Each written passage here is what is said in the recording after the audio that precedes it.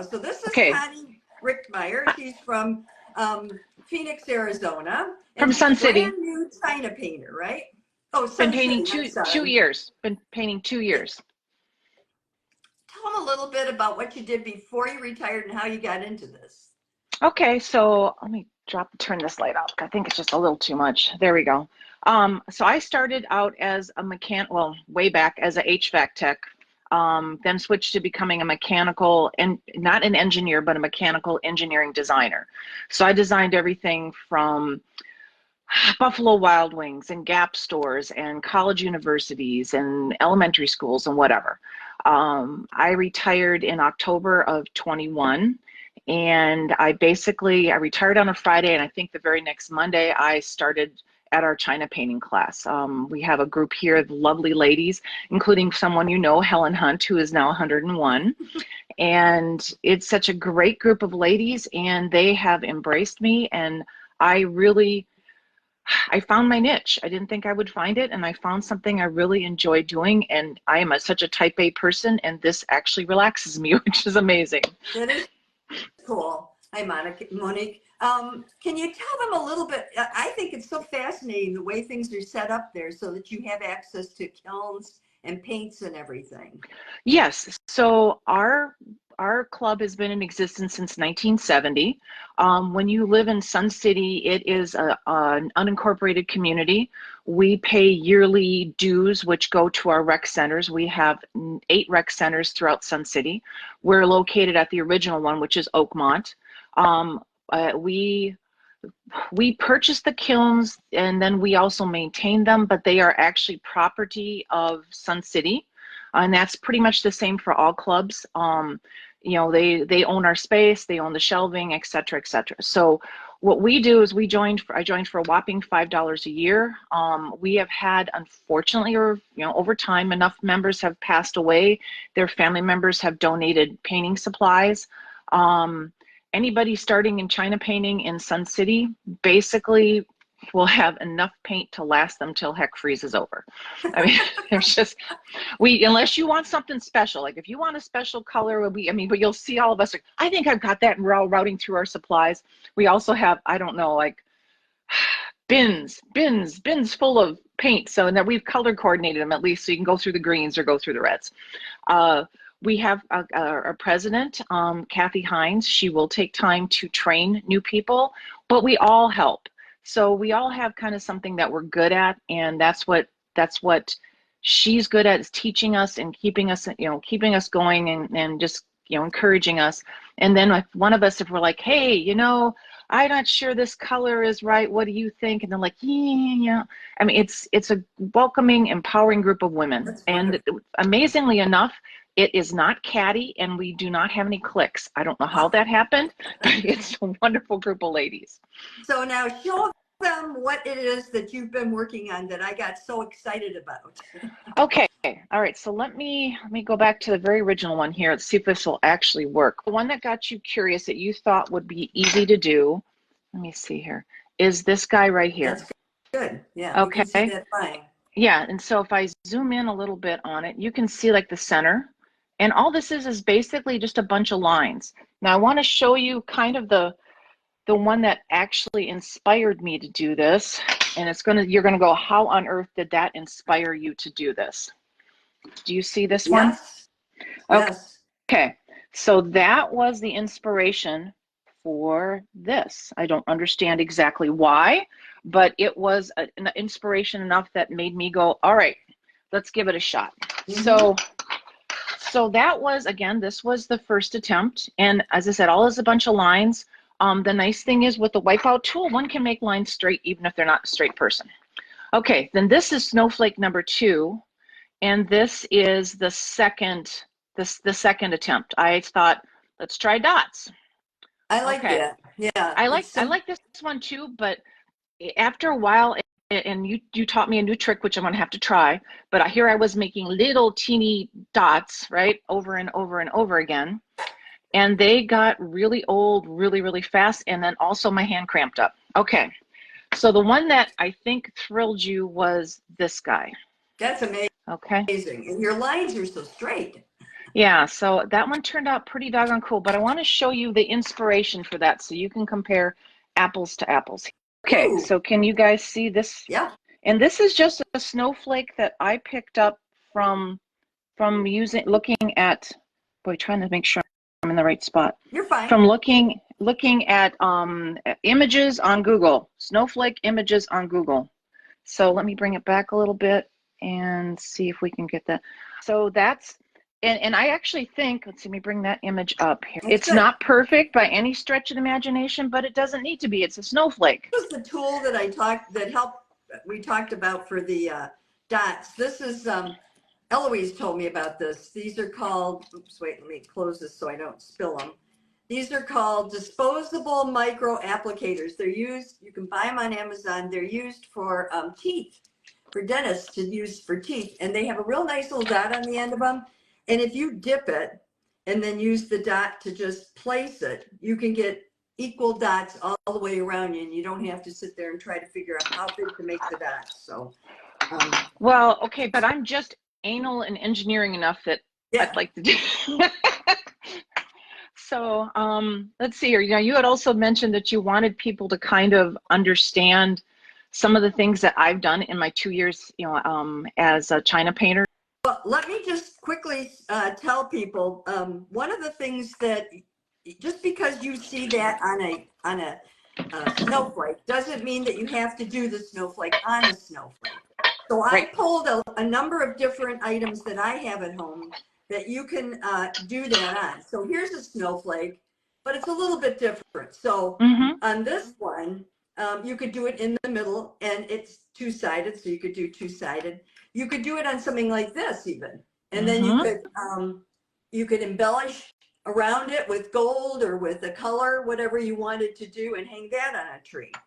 You can use bisque too. Here's a bisque snowflake ornament, and you could put it in the middle of this. And you could here's a larger ornament. You could extend the snowflake out to the edging on that last one, on the bisque one. Oh, yeah, it would you look could. really cool. That would be cool. And then this is a two-sided bisque ornament as well. And the nice thing about this is if you're a beginner, you could do that basic snowflake in the middle of it, and then you could use all the way around the edge and see all the different things they have there now. You could do it with different colors or however you wanted to, but you could, and this is two-sided. What about a bell? You could do a bell and put snowflakes on your bell and do the bottom of the bell in a color. Or even a plain round disc, just a plain round disc. That's what we've got at this point, because these snowflakes, we no longer have these. And then you can do a mug. This is a big mug, but you could do a mug and put. I like to paint a lot of desert things, but I mean, I kind of brought some progression stuff so people could kind of see what I've done. So this is, okay, so this is a set of 2 plates. Okay, so what inspired me is Kathy, our president, had these bowl plates. I don't know exactly what you would call them. I mean, they're not very deep, but she's like, I really like them, but I don't know what to do with them. And I was like, well, it's fishtails, Kathy. Can't you see? It's fishtails. So I decided to go ahead and paint these 2 little fish. And I wanted to show the beginners, okay, because this is really cool. A friend of mine gave me a book on Chinese brush painting. And you're like, okay, what does that have to do with China painting? Okay. Oh yeah. So these are the fish that gave me my inspiration. And you can tell, okay, so take a look at that one. Look at these spots. Yeah. But obviously I had to curve my little critter. So I curved him. And I kind of gave him more googly eyes. But it's just fun, and that was mixing a whole bunch of paints, heliotrope, and I forget what all else, some type of a carnation-y pink. This guy here, because of course it's orange, and I have trouble with oranges, but I like to put this guy like this because I think his eyes are just so freaking cool. So that was a couple pieces I did last year. Let's see here. I wanted to show the inspiration for this one that I'm going to show you next so you can kind of get an idea what this looks like. Okay, so can you see this painting? Yes. Okay, so this is Monument Valley, and I know it's not as good as I would like it to be. So it's Monument Valley, but this is what Monument Valley looks like now. Now that's And been posted unfortunately, on our site too, right. hasn't it? And I'm still working on it. So I'm working on the depth. I'm working on the depth in this area, trying to make it look farther and farther. And that's a challenge that I'm having. So, but this is one of my favorites. And I don't know if it's not quite an 8x10 tile, but it's a decent sized tile. Okay. So that one there, I mean, that was, okay. So just trying to figure out how to switch it from doing a picture to this is I didn't trace it. I basically did my engineering and gridded this off mentally. So I kind of did just I did 4 crossed in 3 rows. And then I said, okay, my picture's this. I said, well, what goes in this section? What goes in this section? And it's not quite to scale, which as an engineering person that bothers me, but as an artist, I'm like, I'm okay. Right, and for things to fade into the background, you can always add blues and purples to fade them back. But then to bring them forward, you have to stick more to the actual colors that are out there, or darker Exactly. colors. Exactly. Yeah. You know, I love to mix my colors. I am one of these folks that, oh God, and I didn't think I would need that. I will start out with my basic palette like you have. And instead of doing a project palette, I just take a 3x3 or 4x4 tile, and that becomes my project tile, hopefully through the whole thing. Or if it just gets too muddied, I wipe it off and start over again. The disadvantage is sometimes you can't remember what colors, but you had a really good idea that you write everything down. I will maybe start doing that, but I'm kind of like when I cook, I don't know everything that I threw in. Just write it on the tile. Just take a grease pen or a Sharpie and write it right on the tile. Okay. Okay. So do you remember the famous tray that had a problem that got stuck in a kiln for 72 hours? Yeah, okay, a lot of you commented on this. She put it on Paint and Porcelain Exchange and asked what to do because it had been fired for 72 hours. Yeah. Okay, so this brown trim that you see here. That was a result of it having been in the kiln for almost 4 days straight. And instead of like 1200 degrees, it was in at over 1600. Our kiln malfunctioned. And everybody's like, well, why did you let the kiln do that? Well, we cannot really get into our space during the weekend. And the person who was responsible that came in on Saturday said, hey, it's still hot, so I'll just leave it be, not realizing that had stayed on. The safeties had faded. Okay, so this was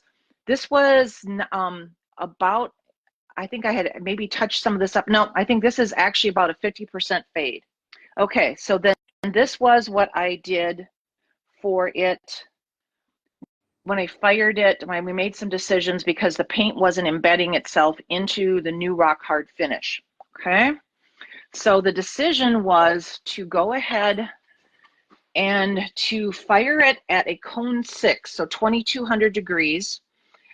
And just to see if we can embed things back in the finish. So we did that, and what it did was it got rid of the brown trim. It's all back to being white again. Don't know why that happened, but it did. And you can also tell, look how much the work faded. My work faded by well over 50%. So we're like, okay, well, the next step was I painted this clear glaze. And there were some pockets that just didn't take. So I painted it with clear glaze twice. So now we're going to try and see if I can paint it again. I mean, it's going to be a challenge because, like, let's see here. Like this tree and this cactus, they are really brown tone and they weren't supposed to be. So I think we're going to have some artistic license with regards to what I'm doing. And I'm okay with that. It's such a wonderful heavy piece. And you can tell this piece was really well made. It even has air holes, which I think is why the border turned brown. It has 2 air holes. And so I think the border got exceptionally hot. Yeah. And that's how come it did that. So we just had our fall fair, and I sold a couple other things that were kind of cute. It's a pair of salt and pepper shakers and some oblong pieces that are just kind of interesting shaped. So, but now, have you tried the we talked about Coke syrup for the pen ink on the? No, so that is on my list. If you want to try this and you're at home, you use just regular pen oil and paint? I use just regular oil. Regular You know what, oil. like I said, our club has so much. I honestly don't know what kind of oil I have. So that's what I use. And I even use that for pen. I don't change my oil when I'm doing penning. So maybe Okay. I should, but I don't. You don't have to if you get good at it. Sometimes I know the hardest thing for me was to use the pen when I first started out. I could never get it right. And not until Liz Valance, who was my last teacher that I've had, told me to use the, what do I have here? She told me to go to Dallas and order their Easy Flow. And that's what I did. I talked to the people at Dallas. They're really good, by the way. And she said they had two kinds. They had Easy Flow and drying pen oil. And they said, let me send you a little vial. So they sent me two little vials this size of each, one of each. And I Ah, got to try them. Now the drying pen oil is great if you want to like write your name. But if you're using it for something like this, where you're doing, you know, the Snowflake, then it'll probably dry before you get to the end and it gets kind of annoying. The other one is an open pen oil, but you can also use just Coke syrup. And if you use Coke syrup, you have to use it with powder paint, straight out of the tube. You can't use it with the other. And you can look back. We've had videos in the past. In fact, I think the last poinsettia that we did that's on YouTube and also on here under guides. I put all the old uh, different lives that we have under guides, so that if you ever need to look one up, instead of going through the whole Facebook page, you can just go to guides and you can easily find them. It's divided into 3 categories for you.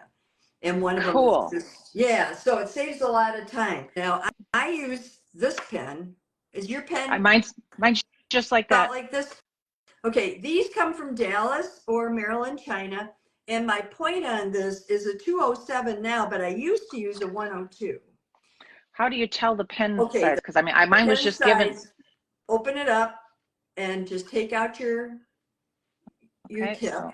And then look on the side of it with your Oh yeah, magnifying glass sure. if you're With the me. magnifying glass. And Okay. it'll tell you what size your pen point Yeah, is. sure it does. Okay. Well, Yeah, I always mine keep just a said mine this says is my bunch. magnifying glass. I keep one of these on Oh, my table. good idea. See, this is what we use when you're in engineering because you can lay it flat on a set of plans. Right, right. That's what I do so that I I can. am a 107 apparently. Okay, the 207 is finer and it seems like it flows for a longer period of time. I used to use a Ah. 102 and it worked fine, but it was wider and I had to keep loading it more. And when I load mine, I scoop it, you know, so I take it and just, Mm-hmm. you have the stuff here, you scoop it like this, but don't block that little hole on there or Yeah, you're going to have I it. know. I find that I tend to do that quite frequently. That's the ornaments that she So did. there's one, that's the one side. This is the other side. So, you know, I guess I would just say, and especially like I was really hesitant using pen. I mean, my president practically had to get me kicking and screaming. But once I started using pen, I found it was just really fun. I mean, like take a look. Let's see here if I can get this right. Take a look at the center of this. Now it's a little blurry because my oil was a little messed up, so I did some correction over the top of it, but not so much. This guy here, this one was actually really fun. One of my, I was, God, about halfway done. No, not this one. Yeah, about halfway done on this one, and my one of my lovely club members came over because she was looking at my photograph and trying to enlarge my photograph, and she rested her palm right on my as she's enlarging my photograph on my phone. So this one had some technical difficulties and had to be redone a couple times. Beginner and you want to draw some kind of an outline, you can use I use a mechanical pencil on bisque because I find if I do it real lightly, it fires right off. But on the others, you could use like a red, one of the Sharpies in red. And You then can that just way use it a will black, measure I for you. use a navy blue Sharpie. I use a Oh, there navy you blue go. Sharpie for mine and it works terrific. Okay, so I Terrific. wanted to show you so you guys can kind of see what this started out like. Can you see that at all? Yep, There we go. we can. Okay, so that kind of gives you an idea like what you know what I was working at. And you compare it to this, I mean, they actually turned, I think it turned out pretty good, but you can just kind of see my thought processes with regards to how to make that work. Another thing is if you're trying to get your, you want to find some of these older, because some of these aren't available anymore, like the Snowflakes and stuff. You can go to, there's an online China painters reseller, and they're really good. Now, I've never ordered from them. No, I've never ordered from them. I looked at them quite a few times though. And they do have things like palettes and brushes, but they also have paints, they have everything. And they also have older pieces of china. So if you're looking for something specific, China Painters Resale is a good place to start. And I don't know if they buy china, you know, from estates or anything like that, but they must because they have it. But they've been out there quite a while. So that's another place where you might be able to find things if you really wanted to do the snowflakes and you can't get them online. Right. Okay, let's see if we can make this one show up. Okay, so let me know when you can see Yep, both the postcards and the piece. Okay, so this is done with a Sharpie. Oh, you go down, okay, down just a little bit and it'll be able to see the lower piece. Yeah, there you go. Yeah. Okay, so this is a postcard. This is Big Bend National Park in Texas. My friend went there, my friend Ginger. We've been friends since we were 13, so 51 years. So this is how I figured out how to do this. Okay, then can you see this piece? This is after the first firing. Right. Okay.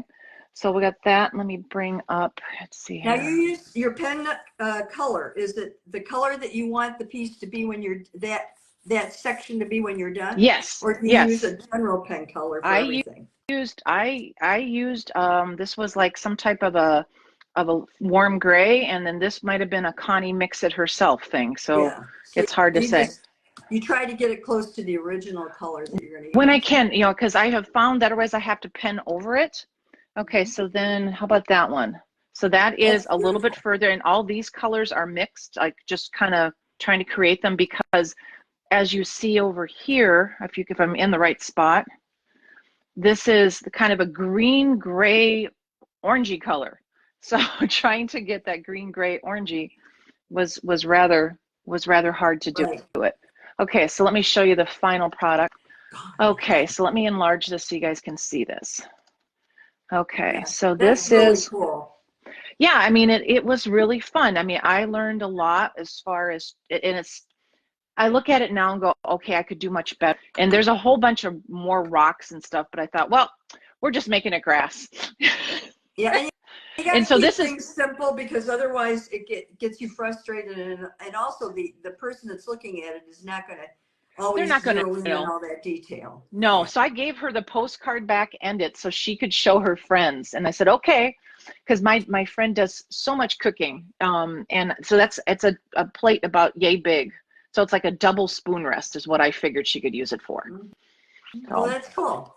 But you know, I think people just need to realize that we have such a wonderful, when I'm explaining it to try to convince people to come to China paint, and in Sun City has some of the most wonderful artists. I mean, you know, not only with acrylic and oils and watercolor and everything, we just have absolutely phenomenal artists. But when you tell an artist, hey, our paint doesn't dry until you fire it in a kiln, and if you need to let it sit so you can think about it for a while, we have a cabinet called a wet cabinet. I call it, I'm going to let my piece have a timeout, and it can just think about what it's done until I can figure out what I need to fix. You just see their eyes pop, like, oh my gosh. And also the fact that when you tell them it's smooth and your work embeds itself into the finish. When we just had our fall fair, and we had a table of, you know, 10 tables with all of our china out, and I would, you know, hey, come here for a second, just, you know, total strangers, and say, feel this. And we had some like where the people had, you know, the artist had made the work raised in some areas, like for flowers or bushes, or maybe features on a cottage or whatever. And you say, okay, feel this. See how it's relatively smooth, how it's like right in the finish. Okay, now feel this one. And even though you know they're not going to be painting it, the light kind of dings off, like ding, ding, ding. Hey, that is really cool that artist made that choice. So I think if people just stopped and realized how much, yeah, maybe we're limited to a piece, but we're not limited by any other means. I mean, you can paint whatever the heck you want, and you can take as long as you want, or, you know, folks like you that can do something in a couple of firings. I mean, The number of firings that I have been like on that Monument Valley one, I think I'm up to 30. Oh my gosh. But it's better to But fire it than to have a problem. But then, that also adds to things fading and then you have to kind of redo. But that's true. I really appreciate that. The other thing you have to keep in mind too and tell people is when you do something like that and you frame it, it won't fade. It will never fade. It will always be the colors that you see because it's in the china already. Yep. So I really appreciate you coming on. Just people, just find something. Go Google a image of a snowflake. Find something and try it. It doesn't need to be perfect. If you take a close look, I know you admire my straight lines, but they really aren't straight. But the image overall makes them appear that way. So, but just have fun. I mean, that's what makes this medium such a cool thing. And I hope I'm doing it for like as long as Ms. Helen Hunt, 100. I want to do it for another 50 years if I can. This is Connie Rickmeyer, and she's from Sun City, Arizona, where it's easy to find a kiln. You do not have to be an old lady with gray hair to do this. I guess the other hardest thing is a lot of teachers are not available. Most regions do not have teachers, but if two of you paint, you can always help each other. And you actually used a watercolor, a friend that was in watercolor, wasn't it? Yes, he's an architect. He actually is a painter. So if you look at Tom Connor in the Phoenix Metro, he's in 2 different galleries, in the one in Arizona. His work is wonderful. And I use him to help me understand more. And it's nice because I've worked with him for 5 years. He knows how I think as an engineering person, and he thinks like an architect and an artist, so he can translate for me on some things where it's just not clicking. I really thank you for coming on and being patient with Facebook. Oh, yeah. Well, thank you for being patient on your end too. And thanks everybody for listening. And I hope you'll take a minute to subscribe so that other people can learn more about China painting and we can get the word out to more people. You also can look at the links below. My Paintnporcelain.com website has a lot of freebies and printables for new and experienced painters, as well as studies, supplies, and even some of my hand-painted china. So thank you again, and I'll see you next time.